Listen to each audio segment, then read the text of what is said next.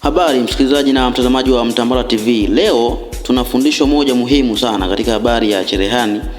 Na nataka nikufundishe namna ya kutengeneza kamba ya cherehani, lakini kamba hii ni kwa ajili ya cherehani ambazo ni za umeme. Unaweza kuwa umetumia sana kamba za kununua dukani, lakini kama unavyojua sasa hivi vitu vinavyoletwa haviko vizuri sana. Kwa unakuta unatumia mara moja imeisha. Kwa hiyo utafanya kama hivi ninavyokuonyesha sasa. Utachukua kitambaa chako, utapima upana wa 3.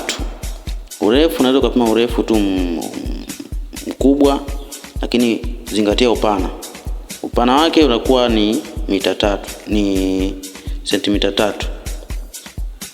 Mara baada ya hapo utachana, inakuwa kitambaa chako kiko kama hivi. Baada ya hapo unahitaji kukikunja hiki kitambaa ili utengeneze hiyo kamba yako. Utakunja hatua ya kwanza kwa kufanya hivyo, tena utakunja kwa upande wa pili. Unapokunja hivi, kama utaweza kukunja mara 3 sawa, lakini ni vizuri kukunja mara 2. Kama huwezi kukunja mara 3, kukunja mara 2 kwanza, then utaipiga mshono hapo. Mara baada ya kukunja mara 2 utapiga mshono. Mara baada ya kupiga mshono hapo,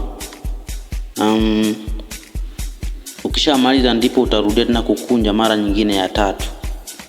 Kwa hiyo unakiona kimekaa kama muonekano kama huo sasa. Na kama nataka kutengeneza hivyo kwa mfumo huu, hii ni kama ambao nilitengeneza hapa kipindi cha nyuma.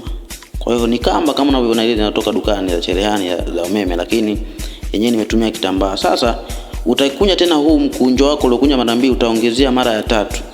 Utakapokunja mara ya 3, hakikisha unakunja vizuri kile kimelingana kote kote, upana unalingana. Utaenda pale kwenye mashine yako, utapiga mshono pale. Kumbuka usiwe unakimbiza sana, kwa sababu inategemea na cherehani yako. Kama cherehani yako iko vizuri, pia unaweza kukimbia, kwa sababu ni kitambaa kigumu, au tunashona kitu ambacho kinakuwa kina ugumu fulani hivi. Kwa hiyo utapiga mshono hapo. Kisha maliza kupiga mshono, unaona kitambaa chako kiko kama hivi. Sasa hapa kamba yetu bado haijakamilika.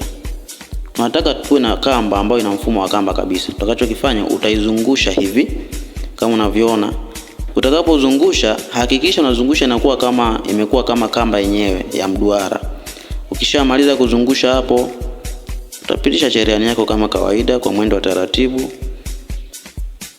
Utapitisha kama hivyo. Na hakikisha unazungusha hiyo kitambaa chako, na cherehani utaishona. Mshono wako utaupiga mwanzo mwisho kama unavyoona hapo. Okay, mara baada ya kufanya hivyo, bado kamba yako haijakamilika pia. Unakuwa umemaliza kushona mshono huo hapo wa kwanza, ukiwa umezungusha kamba. Mara ya pili, badala ya kuzungusha kwenda kushoto, utazungusha kwenda kulia, na kamba yako itakuwa kwa muonekano huu. Kwa hiyo inaonekana kama ni kamba kabisa kutoka dukani, lakini umeshona kwa kitambaa chako mwenyewe. Okay, utapiga cherehani hapo, utapiga mshono mwanzo mpaka mwisho. Then mara baada ya hapo, utachukua cherehani yako ya umeme sasa, ambayo unatumia umeme, alafu uone, je, hii kamba yangu itanitosha kwa urefu wake? Kama hapa ninavyopima. Unaweza kaamua kupima kama ninavyofanya hivi. Hiyo ni nzuri pia. Lakini pia unaweza kaamua kuchukua vipimo halisi vya kutumia tape. Chukua kamba ya umeme ile ya dukani, unapima upana wake, urefu wake, unakata.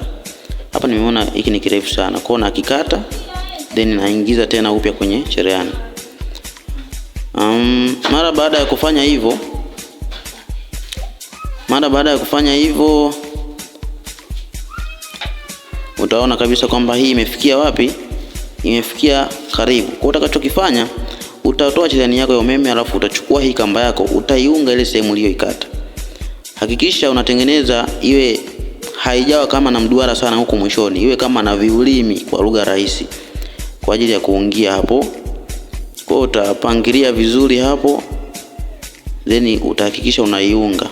Wakati wa kuunga, haupigi cherehani mara moja tu, hapana, kwa sababu hii inakuwa ni kama ambayo inatakiwa ikaze kwenye cherehani.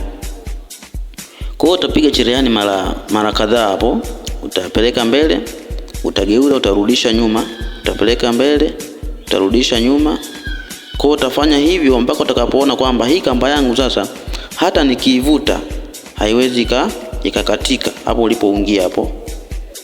Kwa hakikisha unashona kweli kweli. Mara baada ya kuishona hapo, hakikisha unatoa yale matakataka ambayo yako pembeni yake pale, ili kamba yako iwe imenyoka vizuri. Hii itasaidia hata unapoweka kwenye mota yako ya umeme, hata ukikimbiza kiasi gani haiwezi katenguka au ikatoka. Lakini ikiwa na madoa manini, unaona kama navuta hapo, haiwezi kukatika. Nimeshaikaza vizuri. Mara baada ya hapo, nachukua cherehani yangu ya umeme sasa.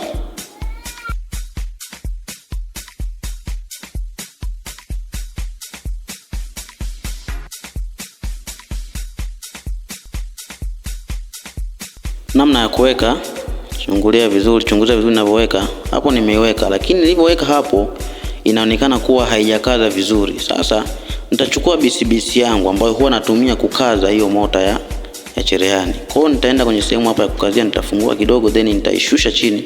Alafu nikishashusha ninaikaza bisibisi kwenye naikaza ile nati ambayo imefunga mota. Nikishaikaza vizuri hapo, unakuta cherehani ishakuwa vizuri. Nachukua tu waya wa umeme naweka hapo. Mara baada ya kufanya hivyo, na kanyaga mota chini, naona mashine inakimbia kama kawaida. Kwa hiyo ukifanya hivyo itakusaidia kupunguza gharama za kununua zile kamba za umeme zile 2200. Zile kama unakuta umetumia wiki moja, kama unapiga kazi muda mrefu, hata wiki haiishi unakuta ile kamba imeshaharibika. Sasa zile 2200 utazisave kwa ajili ya mambo mengine. Kwa Mungu akubariki, endelea kutufuatilia Mtambala TV. Kama una maswali endelea kutuuliza. Tuko tayari kuyajibu kwa wakati wowote.